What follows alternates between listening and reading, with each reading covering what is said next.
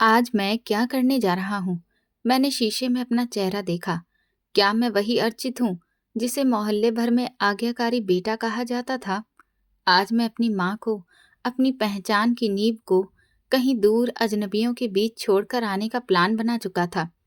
समंदर की लहरें उस औरत के पैरों से टकराईं, पर उसे ठंड का एहसास नहीं हुआ। उसकी आंखें खाली थीं, जैसे यादों से बाहर कहीं भटक रही हों। कुछ दूरी पर खड़ा उसका बेटा बार बार घड़ी देख रहा था। घर पर बहू का गुस्सा उसका इंतजार कर रहा था। कब तक माँ माँ करते रहोगे? सुबह के शब्द अभी भी उसके कानों में गूंज रहे थे। या तो मैं या तुम्हारी बीमार माँ। ये आखिरी चेतावनी थी। माँ यहीं बैठिए, मैं अभी आता हूँ, उसने कहा। आवाज कांप गई। औरत चुपचाप रेत पर बैठ गई, जैसे आदेश मान लिया हो। जब घर लौटा तो समंदर पीछे रह गया, मगर पछतावा उसके साथ चला आया। मेरा नाम अर्चित है। मैं अपनी माँ का इकलौता बेटा हूँ। वही माँ जिसने मुझे पालने के लिए अपनी पूरी जिंदगी, अपनी जवानी और अपनी हर अधूरी इच्छा बलिदान कर दी। लेकिन आज मैं उसे उसी द्वार पर खड़ा छोड़ आया था, जहाँ मुझे वो एक बोझ, एक रुकावट नजर आने लगी थी। कहानी यहाँ से शुरू नहीं होती। ये उस वक्त से शुरू होती है जब मैं बहुत छोटा था और दुनिया की सर्दी गर्मी से बिल्कुल अनजान था। मेरी याददाश्त के पन्ने बहुत धुंधले हैं, मगर माँ का वो उदास लेकिन चमकता हुआ चेहरा हमेशा याद रहता है। जब मैंने होश संभाला तो खुद को एक कच्चे मकान के आंगन में पाया। नाना नानी बूढ़े हो चुके थे और माँ हमेशा काम में लगी रहती थी। कभी कपड़े धोती तो कभी आंगन में झाड़ू लगाती। माँ, क्यों रो रही हो? क्या नाना ने कुछ कहा? मैंने एक बार उनकी गोद में सिर रखकर पूछा था। मेरा छोटा सा हाथ उनके गालों को छू रहा था। उन्होंने जल्दी से अपने आंसू पोंछे और उदास सी मुस्कान सजाकर बोली, नहीं मेरे बेटे, रो कौन रहा है? तुम्हारी आंखों में शायद कुछ पड़ गया होगा, इसीलिए तुम्हें लग रहा है कि मेरी आंखें गीली हैं। माँ तो बहुत खुश है कि उसका बेटा उसके पास है। वो जितना छुपाती थी, मुझे उतना ही महसूस होता था कि हम बाकी लोगों के जैसे नहीं हैं। मेरे पापा का साया मेरे सिर से तभी उठ गया था जब मैं सिर्फ 2 साल का था। परिवार वालों ने विधवा माँ को बोझ समझा और लालची चाचा और पत्थर दिल सौतेली दादी ने हमें घर से निकाल दिया। सहारा मिला तो नाना के घर पर, मगर वहां भी गरीबी का बसेरा था। एक दिन मैंने नाना को माँ से कहते सुना, बेटी, हमारी जिंदगी का क्या भरोसा? आज है, कल नहीं। तुम अभी जवान हो, अभी तो जिंदगी शुरू हुई है, इसलिए शादी कर लो ताकि तुम्हारा भी घर बस जाए। अकेली जिंदगी कटती नहीं है बेटी। माँ ने उस दिन पहली बार तेज आवाज और दो टूक अंदाज में जवाब दिया। पापा, मेरा सहारा मेरा बेटा बनेगा। मैं उसके साथ जिंदगी गुजारूंगी, मगर अब किसी दूसरे आदमी का नाम अपने साथ नहीं जोड़ूंगी। मुझे डर है कि कहीं सौतेले बाप बनाकर मैं अपने अर्चित के साथ बुरा व्यवहार ना कर बैठूं, या कोई और उसे वो प्यार ना दे जिसका वो हकदार है। उसकी क्या गलती है कि वो मेरी वजह से अपनों के बीच भी अजनबी बनकर रहे? मैं इसे अनाथ होने का एहसास नहीं होने दूंगी। वो दिन था और आज का दिन है। माँ ने अपनी जवानी को पूरी तरह जैसे कहीं पर दफन कर दिया था। वो सिर्फ 25 साल की थी जब विधवा हो गई थी, मगर उन्होंने मेरी खातिर हर सुविधा, हर रिश्ता ठुकरा दिया। अर्चित बेटा, आज नाना की तबीयत ज्यादा खराब है, तुम घर पर रहो, मैं जरा काम से आती हूँ। माँ ने अपना फटा हुआ दुपट्टा सिर पर रखते हुए कहा। उनके आवाज में कमजोरी थी, मगर हिम्मत पहाड़ के जैसी थी। उनके हाथों में वो निशान थे जो दूसरों के घरों में बर्तन मांजने और पोछा लगाने से पड़ गए थे। वो पूरा पूरा दिन लोगों के घरों में मेहनत करती ताकि मेरे स्कूल की फीस चुका सके। नाना के देहांत के बाद तो जैसे हालात ने हमें दीवार से ही लगा दिया। नानी भी बिस्तर से लग गई थी, मगर माँ ने हिम्मत नहीं हारी। मैं खुद बीमार होती, उन्हें अक्सर सिर में बहुत तेज दर्द रहता, मगर वो कभी भी दवा नहीं लेती थी। कुछ भी नहीं हुआ बेटा, थोड़ी सी चाय पी लूंगी तो ठीक हो जाऊंगी। तुम ये पैसे रख लो, कल तुम्हारी स्कूल की ट्रिप है ना, वहां काम आएंगे। वो हमेशा यही कहती, लेकिन मेरे लिए वो एक से एक अच्छे जूते, नए कपड़े और साफ सुथरी ड्रेस हमेशा वक्त पर लेकर आती। मुझे कभी किसी चीज की कमी महसूस नहीं होने दी। एक बार मुझे तेज बुखार हुआ तो वो पूरी रात मेरे सिर के पास बैठी रहीं। सर्दी की कड़कड़ाती रात में उनके पास ओढ़ने के लिए ठीक से कंबल भी नहीं था, मगर वो मुझे अपनी गर्म गोद में छुपा कर रखती। माँ, आप सो जाइए, मैं ठीक हूँ, अब बुखार कम हो गया है, मैंने फिक्र करते हुए कहा था। जब तुम ठीक हो जाओगे बेटा, तब मुझे नींद आएगी ना। अर्चित, तुम ही तो मेरा सब कुछ हो, मेरी पूरी जिंदगी की कमाई, मेरा गुरूर। बस तुम पढ़ लिख कर बड़े आदमी बन जाओ, मेरी सारी थकान उतर जाएगी। उन्होंने मेरे माथे पर प्यार से हाथ फेरा। उस वक्त मुझे लगता था कि मैं अपनी माँ के बिना एक पल भी नहीं रह सकता। मैं उनका हाथ पकड़कर सोता था कि कहीं वो मुझे छोड़कर न चली जाएं। वक्त पंख लगाकर उड़ता गया। मैं पढ़ लिख कर एक मल्टीनेशनल कंपनी में अच्छी पोजीशन पर काम करने लगा। अब हालात बदल चुके थे। हमने नाना के उस पुराने कच्चे घर की मरम्मत करवाकर एक नया और शानदार घर बनवा लिया। मैं अब कामयाब नौजवान था। मेरा एकमात्र मकसद माँ को वो सारी खुशियाँ देना था जिनका उन्होंने मेरी खातिर बलिदान किया था। अब आपको किसी के घर काम करने की जरूरत नहीं है माँ, आप सिर्फ आराम करेंगी और मैं आपकी सेवा करूंगा, मैंने प्यार से उनका हाथ पकड़कर कहा। माँ की आंखों में खुशी के तारे झिलमिला उठे। बेटा, तू कामयाब हो गया, मेरी तो बरसों की प्रार्थना भगवान ने मंजूर कर ली। अब बस मेरी एक ही इच्छा है कि इस घर में एक अच्छी और प्यारी सी बहू आ जाए जो इस खाली घर को खुशियों से भर दे, ताकि मैं सुकून से मर सकूं। अपनी कंपनी में नौकरी के दौरान ही मुझे शिवानी पसंद आ गई। वो खूबसूरत, पढ़ी लिखी और ऊंचे ख्यालों की लड़की थी। जब मैंने माँ से अपनी पसंद का जिक्र किया तो उन्होंने एक पल भी नहीं सोचा। बीमार होने के बावजूद भी वो अगले ही दिन रिश्ता लेकर शिवानी के घर पहुंच गईं। अर्चित की पसंद मेरे सिर आंखों पर है। माँ ने खुशी से शिवानी के सिर पर हाथ फेरा और अपनी एकमात्र सोने की चूड़ियां उसे पहना दी। शादी की तैयारियां शुरू हुईं। माँ ने अपने लिए एक नई साड़ी तक नहीं खरीदी। उन्होंने वही पुरानी रेशमी साड़ी जो बरसों पहले किसी शादी पर पहनी थी, उसी को धोकर प्रेस करवा लिया। ये तो मेरे बेटे की खुशी है, भला इसमें मुझ पर खर्चा क्यों? मैं कपड़ों का क्या करूंगी? तुम बहू के लिए अच्छे जेवर बनवाओ, वो अभी नई है, उसे सब अच्छा लगना चाहिए। वो हर एक से यही कहती रहती। लेकिन इसी दौरान माँ की तबीयत बिगड़ने लगी।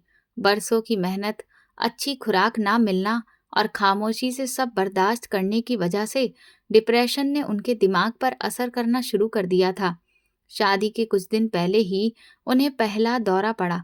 वह अचानक सब कुछ भूल गईं, यहाँ तक कि मुझे भी पहचानने से इनकार कर दिया। तुम कौन हो? मेरे कमरे में क्यों घुस आए हो? बाहर निकलो यहाँ से, वो चिल्लाने लगी। उनकी आंखों में वो ममता गायब थी। वहां सिर्फ डर और अजनबीपन था। डॉक्टर ने चेकअप के बाद बताया कि ये डिमेंशिया है, जो भयंकर मानसिक दबावों और पुराने सदमों का नतीजा है। डर की हालत में वो सब भूल जाती, मगर जब वो ठीक होती तो उन्हें अपनी बीमारी का एहसास तक नहीं होता। वो दोबारा वही प्यार करने वाली माँ बन जाती। शादी हो गई, शिवानी घर आ गई। शुरू के कुछ महीने तो जैसे तैसे गुजरे, मगर फिर माँ के दौरे धीरे धीरे और बढ़ने लगे। वो कभी किचन में जलता हुआ चूल्हा खुला छोड़ देती, तो कभी आधी रात को घर का मेन गेट खोलकर गली में निकल जाती और कभी शिवानी को देखकर शोर मचा देती कि ये चोर है। अर्चित, ये क्या मजाक है? तुम्हारी माँ ने आज फिर मेरे दहेज के कपड़े अलमारी से निकालकर आंगन में फेंक दिए और कहने लगी कि ये किसी और के हैं। मैं ये सब और बर्दाश्त नहीं कर सकती, शिवानी ने गुस्से से दहाड़ते हुए कहा। शिवानी, प्लीज यार, वो बीमार है, वो जानबूझकर ऐसा नहीं करती, तुम थोड़ा सा धैर्य रखो। मैंने उसे गले लगाकर शांत करवाने की कोशिश की। धैर्य रखूं? अर्चित, मैं यहाँ एक पत्नी बनकर आई थी, कोई नर्स बनकर नहीं। लोग घर में आते हैं तो मुझे शर्मिंदगी होती है कि मेरी सास मानसिक मरीज है। मोहल्ले वाले तरह तरह की बातें करते हैं। मुझे लगता है कि उनके साथ रहते रहते मैं खुद पागल हो जाऊंगी। या तो उन्हें किसी पागल खाने में भेजो या फिर मैं ही चली जाती हूँ। शिवानी के शब्द जहर से भरे हुए थे। धीरे धीरे शिवानी की रोज रोज की शिकायतों ने मेरे दिल में जगह बनानी शुरू कर दी। मैं जब ऑफिस से थका हारा आता, शिवानी की तीखी बातों और तानों का सामना करना पड़ता। मोहल्ले के लोगों की अजीब नजरें मेरे लिए बोझ बनती जा रही थी। मुझे महसूस होने लगा कि मेरी तरक्की, मेरी जवानी, जिंदगी का सुकून और मेरा चमकता हुआ भविष्य उस बीमार औरत की वजह से दांव पर लग गया है। वो औरत जिसने मुझे जन्म दिया था, अब मुझे अपनी दुश्मन लगने लगी थी। आखिर तुमने क्या सॉल्यूशन निकाला है, शिवानी? मैं उन्हें किसी अस्पताल में नहीं भेज सकता। लोग बातें करेंगे। एक रात मैंने परेशान होकर शिवानी से पूछा, तुम ही बताओ, फिर इसका क्या सॉल्यूशन है?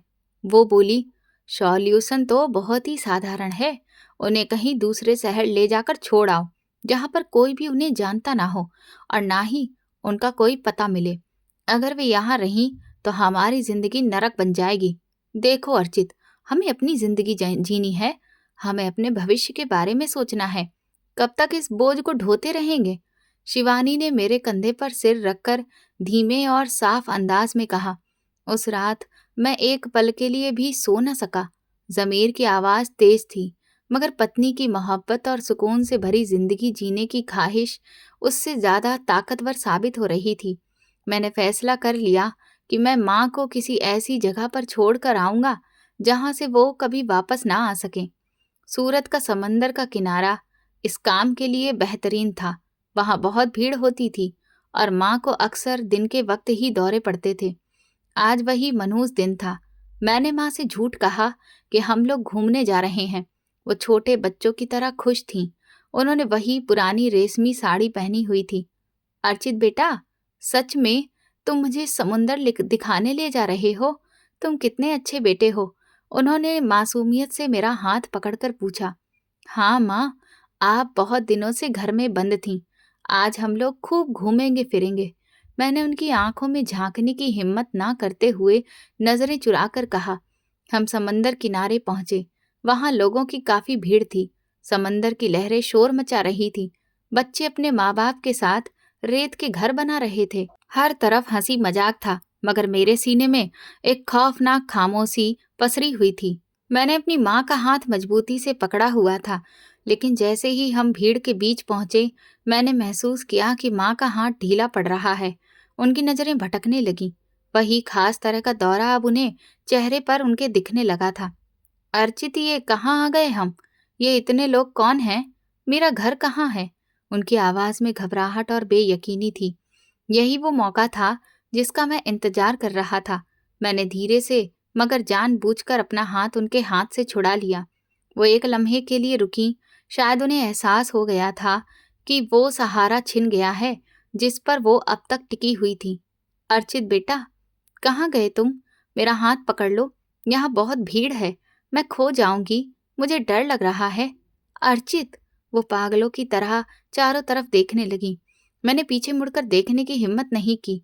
मैं तेजी से लोगों की भीड़ को चीरता हुआ आगे बढ़ता गया। मेरे चेहरे से ठंडा पसीना बह रहा था। दिल इतनी जोर से धड़क रहा था जैसे पसलियां तोड़कर बाहर निकल आएगा। पीछे से उनकी दर्दनाक आवाज अब भी सुनाई दे रही थी। अर्चित बेटा, मेरी बात सुनो। मुझे अकेला मत छोड़ो। लेकिन मैं भागता रहा। मैं अपनी माँ को, अपनी जिंदगी को उस बेरहम भीड़ और लहरों के रहमो करम पर अकेला छोड़ आया था। मैं गाड़ी में आकर बैठा तो मेरा पूरा शरीर कांप रहा था। मैं वापस अपने शहर आ गया, मगर मेरा दिल अभी भी वहीं उस समंदर की गर्म रेत पर बुरी तरह तड़प रहा था। घर पहुंचकर जब मैंने शिवानी को बताया तो उसकी आंखों में जीत भरी चमक थी। शुक्र है, अब हम सुकून से जी सकेंगे। हम ये घर भी जल्द ही बदल देंगे, ताकि अगर वो कभी ठीक होकर वापस आना भी चाहें तो उन्हें हमारा कोई सुराग ही ना मिले। शिवानी भविष्य के रंगीन प्लान बनाने लगी। मैंने खामोशी से सिर झुका लिया। मुझे उस वक्त ये नहीं पता था कि जिस सुकून की खातिर मैंने अपनी माँ का सौदा किया है, वो सुकून मेरे मरने तक भी मेरी जिंदगी में कभी नहीं लौटेगा। मैंने एक ऐसी आग को चुनौती दी थी जो मुझे और मेरी पीढ़ी को जला डालने वाली थी। समंदर की वो गर्म रेत और लहरों का शोर मेरे कानों में चीख चीख कर गूंज रहा था। ये जो सफर मैंने अपने घर तक तय किया था, वो किसी बेजान लाश की तरह तय किया था। लेकिन शिवानी बहुत खुश थी। उसके अंदाज में कोई पश्चाताप या अफसोस नहीं था, बल्कि एक अजीब सी खनक थी। सुकून का तो पता नहीं शिवानी, मुझे तो ऐसा लग रहा है कि जैसे मैं अपना ही कोई हिस्सा वहीं छोड़ आया हूँ। मैंने खिड़की से बाहर देखते हुए कहा। सड़क पर दौड़ती गाड़ियाँ मुझे ऐसी लग रही थीं जैसे वे सब मुझसे दूर भाग रही हों। यहाँ सिर्फ ठंडा एहसास है। कुछ दिन गुजरेंगे तो तुम्हारा खुद ही मन लग जाएगा। मैं ठीक ही कह रही थी ना। एक मानसिक मरीज के साथ पूरी जिंदगी गुजारना कोई मजाक नहीं होता। शिवानी ने बेपरवाही से कंधे उचकाए और मोबाइल फोन में बिजी हो गई। अब ये घर मुझे काटने को दौड़ रहा था। वो आंगन जहां माँ अक्सर बैठी होती थी अब बिल्कुल खाली था। किचन से उनकी खांसी की आवाज नहीं आ रही थी और ना ही कोई मुझे ये कहने वाला था, अर्चित बेटा, हाथ मुंह धो लो, मैं तुम्हारे लिए पराठे बनाए लाई हूं। अर्चित, खड़े क्यों हो गए हो? जल्दी से अपना सामान पैक करो, हमें कल ही यहाँ से निकलना है। शिवानी ने कमरे में जाते हुए मुझे निर्देश दिया। कल? लेकिन इतनी जल्दी क्या है शिवानी? अभी तो मैं लौटा हूं। मैंने हैरानी से उसे देखा। तुम समझते नहीं, अगर कल उनकी तबीयत ठीक हो गई और किसी ने उन्हें पहचान कर यहाँ पहुंचा दिया तो हमें फिर ये शहर छोड़ना होगा। ये कम से कम ये घर तो बदलना ही होगा ना, ताकि उन्हें हमारा कोई सुराग न मिले। शिवानी की प्लानिंग इतनी गहरी थी कि मैं दंग रह गया। अगले 24 घंटे मैं किसी रोबोट की तरह गुजारता रहा। मैंने घर का सारा सामान समेटा, माँ की चीजें एक कोने में ढेर बनाकर रख दी। उनका वो पुराना बक्सा वहीं पड़ा था जिसमें वो अपनी पूरी दुनिया छुपा कर रखती थी। मेरा दिल चाहा कि उसे वहीं छोड़ दूं, मगर फिर सोचा कि उसमें नाना नानी की कुछ पुरानी तस्वीरें होंगी, इसलिए उसे भी गाड़ी में रखवा दिया। फिर हमने अपना पुराना मोहल्ला छोड़ दिया और शहर के दूसरे कोने में एक नया मकान किराए पर ले लिया। ये घर बड़ा था, नया था और शिवानी की पसंद का था, मगर यहाँ की हवाओं में वो अपनापन नहीं था जो नाना के घर में था। देखो अर्चित, ये किचन कितना अच्छा है। अब मुझे किसी की दखल अंदाजी का कोई डर नहीं होगा। शिवानी नए घर की दीवारों को देखकर खुशी से उछल रही थी। हाँ, बहुत अच्छा है, मैंने बेमन से कहा। मेरी नजर बार बार दरवाजे की तरफ उठ जाती थी, जैसे मुझे उम्मीद हो कि अभी माँ अंदर दाखिल होंगी और कहेंगी, अर्चित, ये नया घर तो बहुत ही प्यारा है। रात हुई तो नींद मेरी आंखों से कोसों दूर थी। बाहर बारिश शुरू हो गई थी। बारिश की हर बूंद जैसे मेरे जमीर पर दस्तक दे रही थी। मुझे याद आया कि माँ को बारिश से बहुत डर लगता था। वो कहती थी कि जब बादल गरजते हैं तो मुझे लगता है कि भगवान जी हमसे नाराज हो जा रहे हैं। वो इस वक्त कहाँ होंगी? क्या किसी ने उन्हें सहारा दिया होगा? क्या उन्होंने कुछ खाया पिया होगा? ये सारे सवाल मेरे दिमाग में हथौड़े की तरह बज रहे थे। अचानक शिवानी की आवाज आई। अर्चित, तुम अभी तक जाग रहे हो? क्या सोच रहे हो? कुछ नहीं शिवानी, बस नई जगह है ना, इसलिए नींद नहीं आ रही। मैंने करवट बदल ली। देखो, अगर तुम अभी भी उस औरत के बारे में सोच रहे हो ना, तो ये तुम्हारी बेवकूफ़ी है। उनका जो करना था कर लिया गया है। अब हमें अपने बच्चों की फिक्र करनी चाहिए। शिवानी ने कड़क अंदाज में कहा। हमारा 5 साल का बेटा राहुल दूसरे कमरे में सो रहा था। वक्त गुजरता गया, दिन हफ्तों में और हफ्ते महीनों में बदलने लगे। मैंने खुद को काम में इतना व्यस्त कर लिया कि सोचने का वक्त ही नहीं मिलता था। शिवानी खुश थी। वो अब अपनी मर्जी की जिंदगी जी रही थी, पार्टियां कर रही थी और सहेलियों के साथ घूम रही थी, मगर मेरे अंदर एक खालीपन बढ़ता जा रहा था। एक दिन मैं ऑफिस से वापस आया तो देखा कि राहुल आंगन में अकेला बैठा है और एक पुराने डिब्बे के साथ खेल रहा है। बेटा, ये क्या है? मैंने उसके पास बैठते हुए पूछा। पापा, ये उस पुराने बक्से से निकला है जो स्टोर रूम में रखा था, राहुल ने मासूमियत से जवाब दिया। मेरा दिल जोर से धड़क उठा। मैं स्टोर रूम की तरफ भागा। वहां माँ का वो बक्सा खुला पड़ा था। शिवानी ने शायद सफाई के दौरान उसे वहां से निकालकर आंगन में रख दिया था ताकि उसे कबाड़ी को दिया जा सके। मैं बक्से के पास बैठ गया। उसमें से वही पुरानी खुशबू आ रही थी जो माँ के कपड़ों से आती थी। मैंने बक्से के अंदर हाथ डाला। सबसे ऊपर उनकी वो पुरानी माला पड़ी थी जिसके दाने लगातार जप करने से घिस चुके थे। नीचे उनके कुछ पुराने कपड़े थे। अर्चित, तुम ये क्या कर रहे हो? मैंने कहा था ना कि ये कबाड़ है, निकाल दो इसे, इससे घर में बदबू आती है। शिवानी ने स्टोर के दरवाजे पर खड़े होकर नाक सिकोड़ते हुए कहा। शिवानी, ये कबाड़ नहीं है, ये मेरी माँ की निशानियां हैं। मैंने पहली बार दबे हुए होंठों से जवाब दिया। निशानियां? वो औरत खुद एक बोझ थी और तुम उनकी पुरानी चीजें संभाल कर रख रहे हो? फेंक दो इसे। शिवानी चिल्लाई। नहीं शिवानी, ये यहीं रहेगा। मैंने बक्सा बंद कर दिया, लेकिन मेरा हाथ कांप रहा था। उसी रात मुझे एक अजीब सा सपना आया। मैंने देखा कि मैं समंदर के किनारे खड़ा हूँ और समंदर की लहरें बहुत ऊंची हो रही हैं। माँ दूर खड़ी है और उनका हाथ मेरी तरफ बढ़ा हुआ है। वो कुछ कह रही है, मगर लहरों के शोर में उनकी आवाज सुनाई नहीं दे रही। मैं उनकी तरफ भागना चाहता हूँ, मगर मेरे पैर रेत में धंस गए हैं। अचानक एक बहुत बड़ी लहर आई और उन्हें बहाकर ले गई। मैं चिल्लाकर उठ बैठा। मेरा पूरा शरीर पसीने में भीगा हुआ था। शिवानी मेरे ही बगल में सुकून की नींद सो रही थी। मैं उठकर किचन में आया और पानी पिया। मेरा ज़मीर अब मुझे धिक्कारने लगा था। वे सभी लम्हे जब माँ ने भूखी रहकर मुझे खिलाया था, जब उन्होंने अपनी बीमारी छुपाकर मेरी खुशियों का ख्याल रखा था, सब एक फिल्म की तरह मेरी आंखों के सामने चलने लगे। ये मैंने क्या कर दिया? मैं इतना पत्थर दिल कैसे हो गया? मैं सिर पकड़कर वहीं कुर्सी पर बैठ गया। अगली सुबह मैंने इरादा कर लिया कि मैं उसी जगह फिर जाऊंगा और उन्हें ढूंढूंगा। मैंने शिवानी को कुछ भी नहीं बताया और ऑफिस का बहाना करके घर से निकल गया। कई घंटों का सफर करके मैं समंदर के उसी किनारे पर पहुंचा। मुझे वो जगह मिल गई जहां मैंने उन्हें छोड़ा था।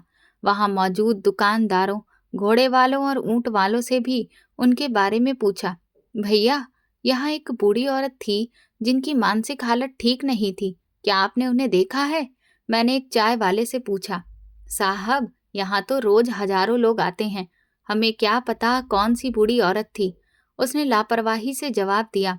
मैंने कई घंटे वहां गुजारे। हर चेहरे में अपनी माँ को ढूंढा, मगर वो कहीं भी नहीं थी।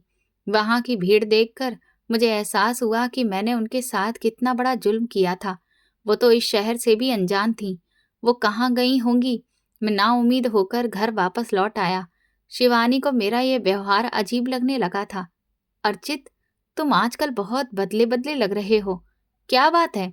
उसने एक शाम चाय पीते हुए पूछा। कुछ भी नहीं, बस काम का प्रेशर बहुत है, मैंने छोटा सा जवाब दिया। देखो, अगर तुम अभी तक इस बात को लेकर बैठे हो तो ये फालतू की बात है। राहुल बड़ा हो रहा है, हमें उसके स्कूल के लिए पैसे जमा करने होंगे। हमें अपनी गाड़ी भी तो दूसरी लेनी है। इन फिजूल बातों में अपना वक्त बर्बाद मत करो। शिवानी ने मुझे सलाह दी, जैसे वो मुझे जिंदगी का असली मतलब समझा रही हो। मैंने शिवानी की तरफ देखा। वो कितनी खूबसूरत थी, मगर उसके अंदर की ममता और हमदर्दी जैसे कि मर चुकी थी। क्या मैं भी उसके जैसा बन गया था? क्या एक औरत की मोहब्बत में मैंने भगवान को भी भुला दिया था? उसी रात मैंने एक फैसला किया। मैं अब चुप नहीं बैठूंगा। मैं अपनी माँ को ढूंढ कर ही रहूंगा, चाहे मुझे अपनी पूरी दौलत ही क्यों न लुटानी पड़े। लेकिन एक बात मुझे खाए जा रही थी, एक अजीब सा सवाल जिसका अभी तक जवाब नहीं मिला था। जब मैंने माँ को छोड़ा था तो उनके चेहरे पर डर नहीं था, बल्कि एक अजीब सी खामोशी थी। क्या उन्हें पहले से पता था कि मैं ये करने वाला हूँ? ये सवाल मुझे बेचैन कर रहा था। मैंने सोचा कि शायद माँ के उस बक्से में कोई ऐसी चीज हो जो मुझे उनके बारे में कुछ बता सके। मैं दोबारा स्टोर रूम में गया और बक्सा खोला। इस बार मैंने एक एक कपड़े को ध्यान से देखना शुरू किया। वहां उनकी वो साड़ी भी थी जो उन्होंने मेरी शादी पर पहनी थी। मैंने उसे उठाया तो वो मुझे बहुत भारी लगी। उसके अंदर कुछ था। मैंने कपड़े की परतें खोली तो मेरी आंखें खुली की खुली रह गईं। उस साड़ी के अंदर एक छोटा सा पर्स छुपाया गया था, वही पर्स जो माँ हमेशा अपने दुपट्टे के पल्लू से बांध कर रखती थी। मैंने पर्स खोला तो उसमें कुछ पुराने नोट, मेरे बचपन की एक तस्वीर और एक कागज निकला। वो कागज कोई रसीद नहीं, बल्कि एक वसीयतनामा था जो नाना ने मरने से पहले माँ के नाम किया था। उसमें लिखा था कि नाना का वो घर जिसे मैंने दोबारा बनवाया था, वो दरअसल कानूनी तौर पर माँ के नाम पर था। मैंने तो सिर्फ उसकी मरम्मत करवाई थी, मगर उसकी असली मालकिन माँ ही थी। मेरा सिर चक्कर खाने लगा। अगर वो घर माँ का था तो मैंने उन्हें उनके अपने ही घर से बेदखल कर दिया था। मैंने शिवानी के कहने पर उनका अधिकार मारा था। अर्चित, तुम फिर ये कबाड़ लिए बैठे हो? शिवानी की आवाज ने मुझे चौंका दिया। मैंने जल्दी से वसीयतनामा छुपा लिया। शिवानी, अगर माँ वापस आ गई तो क्या तुम उन्हें एक्सेप्ट करोगी? मैंने उसकी आंखों में देखकर पूछा। कभी भी नहीं। वो पन्ना बंद हो चुका है अर्चित, उसे दोबारा खोलने की कोशिश मत करना। शिवानी ने दो टूक अंदाज में कहा और वहां से चली गई। मैं वहीं अंधेरे में बैठा रहा। मुझे अब एहसास हुआ कि मैंने सिर्फ अपनी माँ को नहीं छोड़ा था, बल्कि अपनी हर चीज दांव पर लगा दी थी। वो बक्सा मेरे लिए सिर्फ एक बॉक्स नहीं था, बल्कि राज की एक ऐसी किताब था जिसका हर पन्ना मुझे मुजरिम साबित कर रहा था। मगर अभी असली इम्तिहान बाकी था। वो चिट्ठी जो माँ ने मेरे लिए लिखी थी, वो अभी तक मेरे सामने नहीं आई थी। मुझे नहीं पता था कि माँ ने मेरे हर इरादे को पहले ही भांप लिया था। वो मानसिक मरीज जरूर थी, मगर एक माँ की ममता कभी बीमार नहीं होती। मैंने बक्से को दोबारा बंद कर दिया, मगर मेरी आत्मा कहीं और भटक रही थी। मुझे लग रहा था कि माँ कहीं पास में ही है और मुझे देख रही है। मुझे माफ कर दो माँ। मेरे होठों से एक दबी सी आह निकली। बाहर रात का अंधेरा गहरा हो चुका था और मेरे गुनाहों का बोझ भी। अब मुझे उस रास्ते पर चलना था जहां सिर्फ पछतावा ही पछतावा था, मगर मंजिल का कोई निशान नहीं था। अब मेरी जिंदगी का असली इम्तिहान शुरू होने वाला था। वक्त अपनी रफ्तार से गुजर रहा था, मगर मेरे लिए जैसे घड़ियां रुक गई थीं। नए घर की मुश्किलें, महंगा फर्नीचर और शिवानी के हंसी मजाक, ये सब मिलकर भी मेरे अंदर के सन्नाटे को खत्म नहीं कर पा रहे थे, जो माँ के जाने के बाद पैदा हुआ था। मैं अक्सर रात को उठकर आंगन में बैठ जाता और घंटों उस दीवार को देखता रहता जहां से पक्षी उड़कर कहीं दूर चले जाते थे। अर्चित, तुम यहाँ आकर क्यों बैठ गए हो? क्या तुम्हें अपनी हेल्थ का कोई ख्याल नहीं है? शिवानी ने बरामदे में आते हुए झुंझलाकर पूछा। उसकी आवाज में अब वो प्यार नहीं था, बस एक ऊब थी। हेल्थ? शिवानी, क्या तुम्हें कभी महसूस होता है कि इस घर में हम 3 नहीं बल्कि 4 लोग रहते हैं? मैंने खाली नजरों से उसे देखा। मेरी आंखों के आसपास काले घेरे उभर आए थे। तुम्हारा मतलब क्या है? देखो अर्चित, माँ का कोई इलाज नहीं था। तुम बेकार में गुजरी हुई बातों को अपनी जिंदगी बना रहे हो। शिवानी ने लापरवाही से कहा और अपने बाल संवारने लगी। उसे अब सिर्फ अपनी खूबसूरती और सोशल पार्टियों की फिक्र रहती थी। वो गुजरी हुई बात नहीं है शिवानी, वो मेरी माँ थी। मैंने धीमे अंदाज में कहा। मेरे अंदर एक अजीब सी बेचैनी पल रही थी, जैसे कोई चीज मुझे अंदर ही अंदर खा रही हो। दिन गुजरने के साथ साथ मेरी हालत बदलने लगी। ऑफिस में काम के दौरान मैं अक्सर खो जाता। एक बार तो बॉस ने मुझे फाइल देते हुए 3 बार बुलाया, मगर मैं कहीं और ही था। मुझे ऐसा लगता जैसे कोई मुझे पुकार रहा हो। अर्चित बेटा, मेरा हाथ पकड़ लो। एक शाम जब मैं घर वापस आया तो राहुल आंगन में अकेला बैठा रो रहा था। उसके घुटने पर चोट लगी थी और खून बह रहा था। शिवानी कमरे में किसी से फोन पर हंस हंस कर बातें कर रही थी। शिवानी, राहुल को चोट लगी है और तुम यहाँ फोन पर लगी हो? मैंने गुस्से में चिल्लाकर कहा। मेरे अंदर का लावा आज फट पड़ा था। अरे, तो क्या हुआ? बच्चे तो गिरते ही रहते हैं। तुम इतना हाइपर क्यों हो रहे हो? शिवानी ने फोन कान से हटाए बिना ही जवाब दिया। उसके ठंडे लहजे ने मेरा दिल चीर दिया। मैंने राहुल को गोद में उठाया और उसके जख्म साफ करने लगा। अचानक मेरे दिमाग में एक तस्वीर लहराई। बचपन में जब मुझे चोट लगती थी तो माँ तड़प उठती थी। वो खुद भूखी सो जाती थी, मगर मेरे जख्म पर पट्टी बांधने के लिए पड़ोस से मरहम मांग कर ले आती थी। पापा, आप क्यों रो रहे हो? राहुल ने मासूमियत से मेरे आंसू पोंछते हुए पूछा। कुछ नहीं बेटा, बस आंख में कुछ पड़ गया है। मैंने उसे सीने से लगा लिया। उस पल मुझे एहसास हुआ कि ममता क्या होती है, और मैं अपनी औलाद को इतनी बड़ी हस्ती के आशीर्वाद से अलग कर चुका था। उसी रात मुझे पहला दौरा पड़ा। मैं सो रहा था कि अचानक मुझे लगा जैसे कमरे में धुआं भर गया हो। मैं हड़बड़ाकर उठ बैठा और इधर उधर भागने लगा। मुझे अपना नाम, अपना घर, यहाँ तक कि शिवानी का चेहरा भी अजनबी लगने लगा। कौन हो तुम? मैं यहाँ कैसे आया? मेरी माँ कहाँ है? मैंने शिवानी को झकझोरते हुए पूछा। मेरी आवाज में अजीब सा डर था। अर्चित, ये क्या कह रहे हो? होश में आओ। मैं शिवानी हूँ, तुम्हारी पत्नी हूँ। वो बुरी तरह डर गई थी।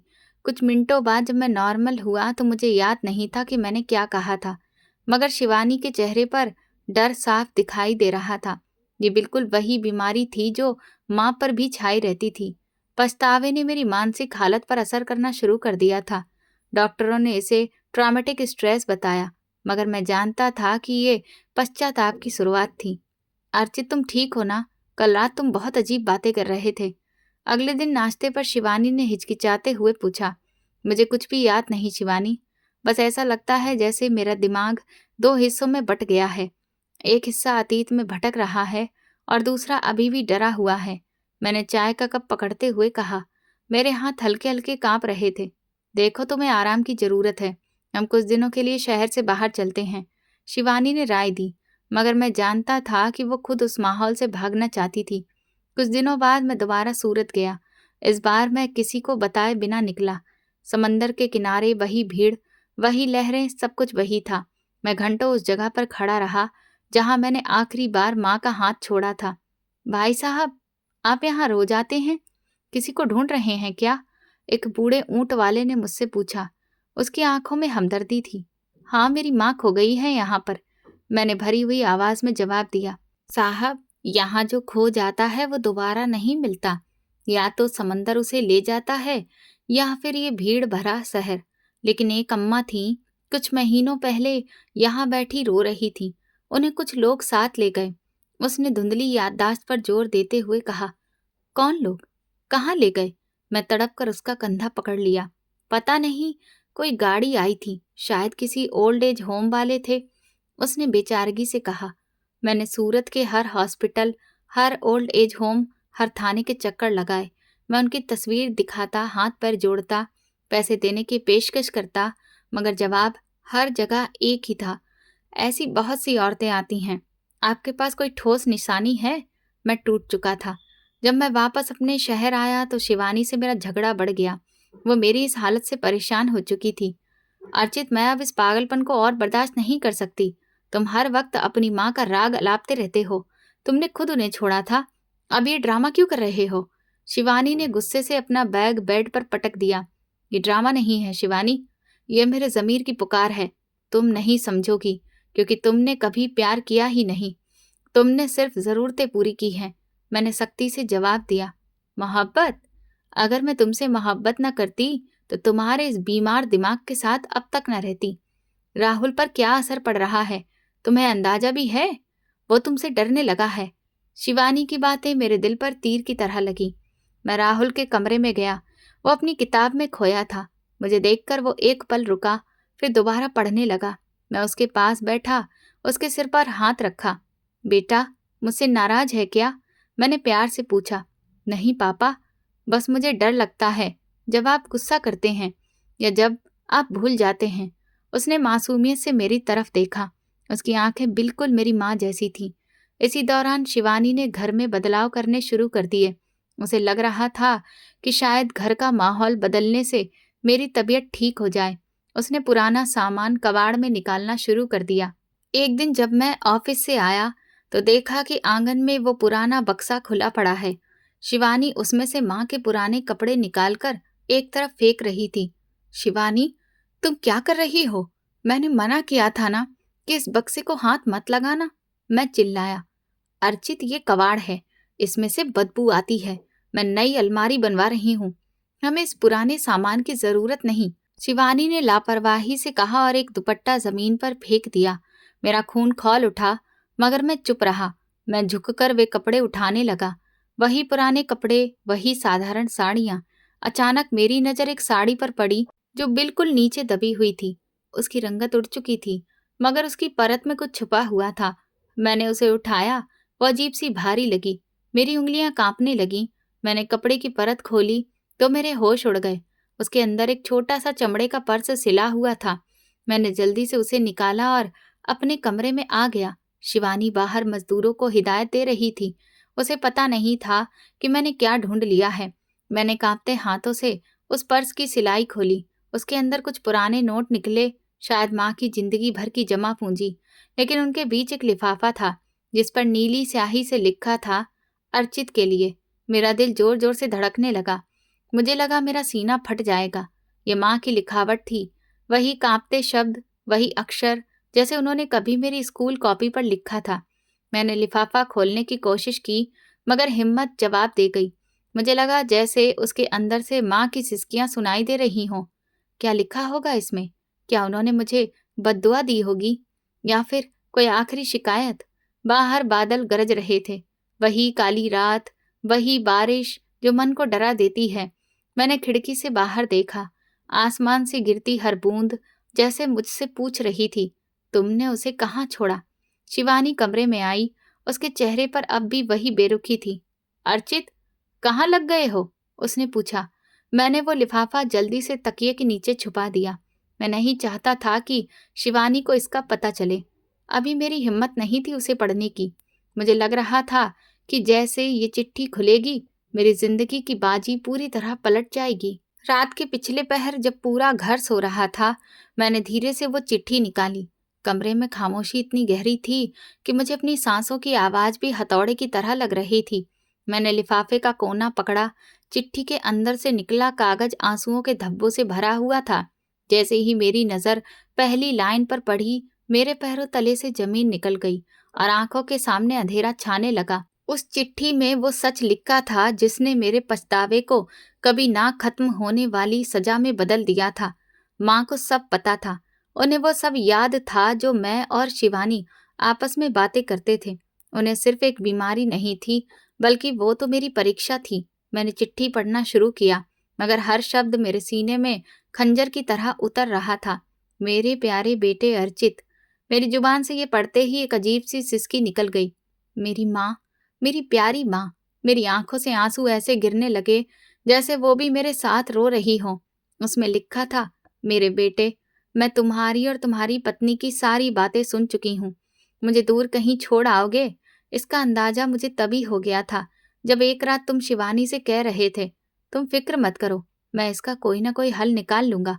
अर्चित, माँ का दिल तो वैसे ही कमजोर होता है, मगर उस दिन मैंने खुद को पत्थर कर लिया था। मैं जानती हूँ कि जब तुम ये चिट्ठी पढ़ोगे तो मैं तुम पर बोझ बन चुकी होंगी और तुम उस बोझ को उतार कर किसी अजनबी जगह फेंक आओगे। मुझे दौरे पड़ते हैं और मुझे कुछ याद नहीं रहता, ये सच है, लेकिन मेरा दिल कभी नहीं भूलता कि तुम मेरे वही छोटे अर्चित हो जिसे मैंने लोगों के घरों में बर्तन मांजकर और एक वक्त की रोटी खाकर पाला है। तुम्हारा चेहरा मुझे डर की हालत में भी नहीं भूलता। जब तुम बचपन में बीमार पड़ते थे तो मैं कई कई रातें तुम्हारे सिरहाने जाग कर गुजारती थी। अगर मेरा वजूद तुम्हारी खुशियों में रुकावट है तो मैं खुद तुम्हारे साथ चलूंगी, मैं तुम्हें रोकूंगी नहीं। मैंने वो चिट्ठी अपने सीने से लगा ली। मेरे अंदर कयामत टूट पड़ी थी। माँ को सब पता था। वो जानते बूझते उस मुश्किल सफर पर मेरे साथ चल पड़ी थी ताकि उनका बेटा खुश रह सके। मैं तुम्हें बद्दुआ नहीं दूंगी अर्चित, क्योंकि माँ की जुबान पर बद्दुआ नहीं आती। मगर मेरी बात याद रखना, हमेशा भगवान से डरना, क्योंकि माँ को छोड़ने वाले को दुनिया कभी सुकून नहीं देती। मैं तुमसे नाराज नहीं हूँ, बस एक प्रार्थना है कि तुम्हें कभी वो दिन न देखना पड़े जो तुम मुझे दिखा रहे हो। कल को तुम्हारी औलाद भी तुम्हें ऐसे ना छोड़ दे जैसे तुम मुझे छोड़कर आए हो। उसी पल मुझे अपने पीछे किसी की मौजूदगी का एहसास हुआ। मैंने मुड़कर देखा। मेरा बेटा राहुल दरवाजे पर खड़ा था। उसके मासूम चेहरे पर ऐसी संजीदगी और दुख था जो उसकी उम्र से कहीं ज्यादा था। पापा, आप रो क्यों रहे हो? क्या आपको भी दादी की तरह दौरा पड़ गया है? राहुल ने पास आकर मासूमियत से पूछा। मैंने उसे गले लगाना चाहा, मगर वो एकदम पीछे हट गया। उसकी आंखों में ऐसा सवाल था जिसने मेरी आत्मा के टुकड़े टुकड़े कर दिए। पापा, एक बात पूछूं? जब आप बूढ़े हो जाओगे और आपको डर लगने लगेगा तो मैं भी आपको समंदर पर छोड़ आऊंगा ना, और फिर हम अपना घर बदल लेंगे ताकि आप हमें ढूंढ ना सको। मैंने सब सुना था पापा। आप मम्मी से कह रहे थे कि दादी अब बोझ बन गई है। अपने 7 साल के बेटे के मुंह से ये सुनकर मैं दंग रह गया। मैं बड़ा हो रहा हूँ पापा। मैं आपसे सब सीख रहा हूँ कि अपने बुजुर्गों के साथ क्या करना है। राहुल के ये शब्द नहीं थे, वो जलते हुए कोयले थे जो उसने मेरे कलेजे पर रख दिए थे। नहीं राहुल, ऐसा नहीं कहते बेटा, मेरा मतलब वो नहीं था। मेरे होंठों से बड़ी मुश्किल से ये शब्द निकले, मगर वे शब्द मेरा साथ नहीं दे रहे थे। क्यों पापा, आपने भी तो यही किया था ना, दादी का हाथ छोड़ दिया था। मैंने वो दिन देखा था जब आप वापस आए थे और मम्मी बहुत खुश हो रही थी। मैं आपका बेटा हूँ, मैं वही करूँगा जो आपने किया। राहुल ये कहकर कमरे से बाहर निकल गया और मुझे ऐसा लगा जैसे वो मुझे मेरी अपनी ही तस्वीर दिखा गया हो। मेरा पूरा शरीर कांपने लगा था। पछतावा भी एक नासूर बनकर मेरी रगों में दौड़ रहा था। मैं पागलों की तरह उठा और शिवानी की तरफ बढ़ा, जो अभी तक वहीं खड़ी तमाशा देख रही थी। उसके चेहरे पर डर की लकीरें साफ दिख रही थी। देख लिया शिवानी, ये तुम्हारी परवरिश है। तुमने मेरे मासूम बेटे के दिमाग में जहर भर दिया। तुमने मुझसे मेरी माँ छीनी और आज मेरा बेटा मुझसे मेरा भविष्य छीन रहा है। तुमने कहा था ना कि हम सुकून से रहेंगे। देखो कितना सुकून है इस घर में। मैं गुस्से और दुख से चिल्लाया, अर्चित होश में आओ, ये सब तुम खुद कर रहे हो। मैंने तो बस तुम्हें राय दी थी। शिवानी भी चिल्लाई, खामोश, दफा हो जाओ मेरी नजरों से। तुम्हारी वजह से मैंने अपनी खुशियां बेच दी। आज से मेरा और तुम्हारा कोई रिश्ता नहीं। अगर तुम मेरी माँ को एक्सेप्ट नहीं कर सकती तो मैं अभी जा रहा हूँ। मैं उन्हें ढूंढ कर लाऊंगा, वरना कभी वापस नहीं आऊंगा। मैंने उसे झटका दिया और घर से बाहर निकल गया। मैं सीधा समंदर पर पहुंचा। आज समंदर का शोर ताने बनकर मेरे कानों से टकरा रहा था। अर्चित, कहाँ है तेरी माँ? लहरें जैसे मुझसे सवाल कर रही थीं। मैं रेत पर घुटनों के बल बैठ गया और दहाड़ मारकर रोने लगा। माँ, मुझे माफ कर दो। मैं गुनहगार हूँ। मैं शैतान बन गया था। मैंने कई हफ्ते फिर उन्हीं सड़कों पर गुजारे। एक बार फिर हर ओल्ड एज होम, हर हॉस्पिटल, हर मंदिर की खाक छानी जहां लावारिस लोग तन्हा रहते थे। मैं खुद पागल बन चुका था। मेरे कपड़े गंदे हो चुके थे, दाढ़ी बढ़ गई थी और मुझे भी मानसिक दबाव की वजह से दौरे पड़ने लगे थे। मैं सड़क पर चलते चलते रुक जाता और लोगों के सामने हाथ जोड़कर पूछता, क्या आपने मेरी माँ को देखा है? उन्होंने सूती साड़ी पहनी होगी, वो मुझे ढूंढ रही होंगी। लोग मुझे पागल समझकर धक्का दे देते या तरस खाकर कोई सिक्का मेरी तरफ उछाल देते। एक दिन एक सामाजिक केंद्र के ऑफिस से जानकारी मिली कि एक भली औरत उनके ओल्ड एज होम में है, जिन्हें कुछ साल पहले समंदर से लाया गया था। मेरा दिल जोर जोर से धड़कने लगा। जब मैं वहां पहुंचा तो एक बड़े से हॉल में बहुत सारे बूढ़े लोग अपनी बारी का इंतजार कर रहे थे। एक दूर दराज कोने में वो वजूद दीवार से टेक लगाए बैठा था, जिसकी पहचान मेरे खून की एक एक बूंद में बसी थी। माँ, मैं हिचकियां लेते हुए उनके कदमों में गिर पड़ा। माँ ने धीरे से सिर उठाया। उनकी आंखों में वही पुरानी पहचान नहीं थी, बल्कि गहरी अजनबियत और दुख था। कौन हो तुम बेटा? मेरा अर्चित कहाँ है? वो आने वाला होगा। उसने कहा था कि वो मेरे लिए गुब्बारे लाएगा। उसने मेरा हाथ गलती से छोड़ दिया था ना। उन मासूम शब्दों ने मेरे सीने में खंजर उतार दिया। माँ, मैं ही हूँ आपका अर्चित, आपका वही कमबख्त बेटा। मुझे माफ कर दो, मैं आपको लेने आया हूँ। अब हम कभी अलग नहीं होंगे। माँ ने मेरा हाथ झटक दिया।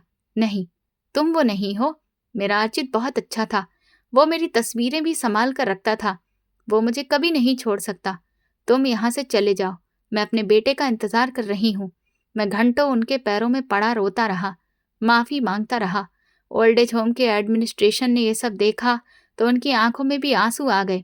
आखिरकार जब मैं तड़प कर उनका दामन थामे और अपनी जिंदगी का वास्ता दिया तो उनकी आंखों में एक लम्हे के लिए चमक आई। उन्होंने कांपते हाथों से मेरा सिर सहलाया। वो पल ऐसा था जैसे तपती हुई दोपहर में किसी ने ठंडा पानी डाल दिया हो। मैं माँ को वापस घर ले आया। वो बहुत चुप रहती थी। मैं उनकी हर जरूरत का ख्याल रखता हूँ, उनके पैर दबाता हूँ, अपने हाथों से खाना खिलाता हूँ। शिवानी अब घर में एक सामान की तरह रहती है। वो माँ के सामने नजर नहीं उठा पाती, क्योंकि राहुल अब उससे बात ही नहीं करता। मेरा बेटा अपनी माँ से नफरत करता है, क्योंकि उसने अपनी दादी के साथ जो किया वो राहुल के नन्हे दिल पर एक गहरा जख्म बन गया है। माँ बाप जब कमजोर होते हैं, जब वे एक बच्चे की तरह जिद्दी हो जाते हैं, तो वे बोझ नहीं होते। वे दरअसल हमारे कर्मों को सुधारने का सुनहरा मौका होते हैं। जो औलाद इस इम्तिहान में फेल हो जाती है, वो पूरी जिंदगी दुनियादारी में कितनी ही कामयाब क्यों ना हो जाए, अंदर से हमेशा खाली और नाकाम ही रहती है। मैं आज भी जब माँ को सोते हुए देखता हूँ तो वो चिट्ठी याद आ जाती है और मेरा वजूद शर्मिंदगी की आग में जलने लगता है। पछतावा शायद कभी खत्म नहीं होता, बस इंसान उसके साथ जीना सीख लेता है। तो दोस्तों, अगर आपको ये कहानी पसंद आई है और आप किस शहर से हैं ये कहानी सुन रहे, कमेंट करके ज़रूर बताएं। वीडियो को लाइक करें, हाइप दें और ज़्यादा से ज़्यादा शेयर करें। चैनल पर नए हैं तो सब्सक्राइब करें और नोटिफिकेशन बेल दबाएं, ताकि अगली अपडेट सबसे पहले आपको मिले। ये कहानी पूरी तरह से काल्पनिक है। इसमें दिखाए गए सभी पात्र, घटनाएं और स्थान कल्पना पर आधारित हैं। किसी भी व्यक्ति, परिवार या वास्तविक घटना से इसका कोई संबंध नहीं है। कहानी का उद्देश्य केवल सामाजिक संदेश और मानवीय संवेदनाओं को प्रस्तुत करना है, ना कि किसी की भावनाओं को ठेस पहुंचाना। धन्यवाद।